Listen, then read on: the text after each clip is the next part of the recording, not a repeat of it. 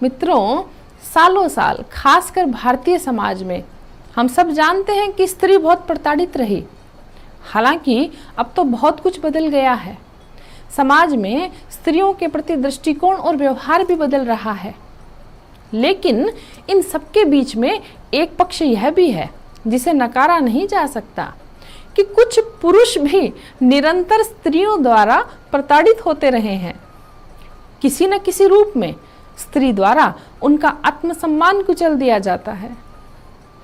एक बात हम हमेशा याद रखें कि स्त्री भावना प्रधान होती है, उसकी संवेदनाएं बहुत होती हैं, अतः उसकी भावनाओं को ठेस नहीं पहुंचानी चाहिए और वहीं स्त्री को पुरुष के अहंकार को ठेस पहुंचाने की कोशिश नहीं करनी चाहिए। और जहां इन दोनों में से कोई एक चीज होगी वहां संघर्ष बढ़ जाएगा और एक पक्ष दबता चला जाएगा, दूसरा उस पर हावी हो जाता है, जिससे फिर कलेश उत्पन्न होता है और हमारे घर का और समाज का वातावरण खराब हो जाता है। तो आज आप में से जिन्हें भी ये लगता हो कि उनकी परिवार में एक भी नहीं चलती, तो ऐसे पुरुष एक काम करें, आप शक्ति स्वरूपा देवी दुर्गा की आराधना करें। आप उन्हें 5 शुक्रवार तक कोई सफ़ेद रंग की मिठाई, 9 इलायची और 9 ही लौंग और एक लाल गुलाब की फूल माला लेकर किसी देवी मंदिर जाएं और वहां जाकर देवी को ये सब अर्पित करें। आपको 5 शुक्रवार लगातार ऐसा करना है। और याद रखें, जब भी देवी की कोई उपासना करनी हो उससे पहले श्री गणेश जी को याद करना होता है। प्रथम गणपति का कोई मंत्र आप मंदिर में जाकर 11 बार बोलकर उसके बाद में देवी को निवेदन करें और अपनी प्रार्थना कहें। आप देखेंगे कि दिन ब दिन आपका घर में सम्मान होने लगा है, आपको यश की प्राप्ति होती जाती है। एक दूसरा उपाय, आप देवी का यह मंत्र 5 माला हो सके तो प्रतिदिन किया करें और इसके तो बहुत ही चमत्कारिक रिजल्ट्स आते हैं। सर्व मंगल मांगल्ये शिवे सर्वार्थ साधिके शरण्ये त्र्यंबके गौरी नारायणी नमस्तुते। आप शुक्रवार से इस मंत्र का जप आरंभ करें और हर शुक्रवार देवी मंदिर में एक लाल गुलाब की माला अर्पित करते रहें।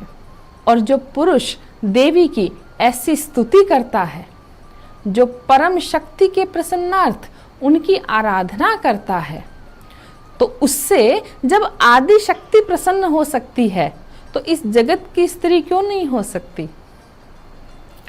विद्या समस्ता सत्व देवी भेदः स्त्रियः समस्ताः सकला जगत्सु तव्येकया पूरितम अम्ब ये का ते स्तुति सत्व्यापरा परोक्ति। अर्थात, हे देवी, संपूर्ण विद्याएं तुम्हारी ही भिन्न भिन्न स्वरूप हैं। जगत में जितनी भी स्त्रियां हैं वे सब तुम्हारी ही तो मूर्तियां हैं। हे जगदम्बा, एकमात्र तुमने ही इस विश्व को धारण कर रखा है और आपकी स्तुति और क्या करूं मैं।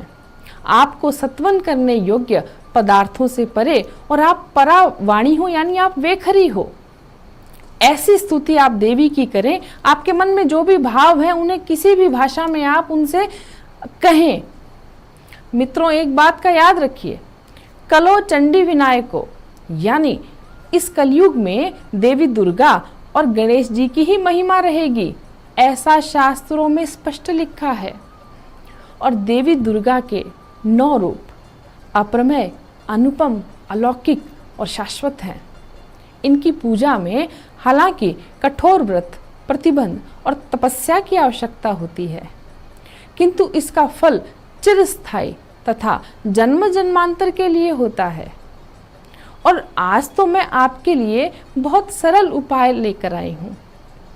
आप देवी का अनुष्ठान जो तात्कालिक सुख देने वाला है, संकट को दूर करने वाला है, मान सम्मान यश देने वाला है, कोई भी बाधा रोग शोक हो उन सबसे मुक्ति देने वाला है, ऐसा आपको बता रही हूँ।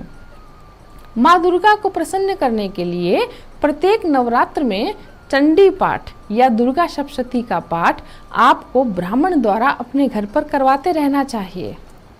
और आप नवरात्र में माँ दुर्गा के इस बीज मंत्र का जप करें, ओम ह्रीं दुं दुर्गाय नमः, ओम ह्रीं दुं दुर्गाय नमः। यह मंत्र पूरे नवरात्र में आप जाप करें। आप ऐं ह्रीं क्लीं चामुंडाय विच्चे यह मंत्र यदि करते हैं तो नवग्रह की पीड़ा तुरंत शांत होती है। देवी माँ को गुड़हल के लाल पुष्प बेहद प्रिय हैं, अतः इसका पौधा घर में ही लगा के रखना चाहिए। मित्रों, यह सब उपाय करते रहने से निसंदेह आप यश को प्राप्त करेंगे। आज की जानकारियाँ आप अपने जीवन में उतारें, प्रयोग करें।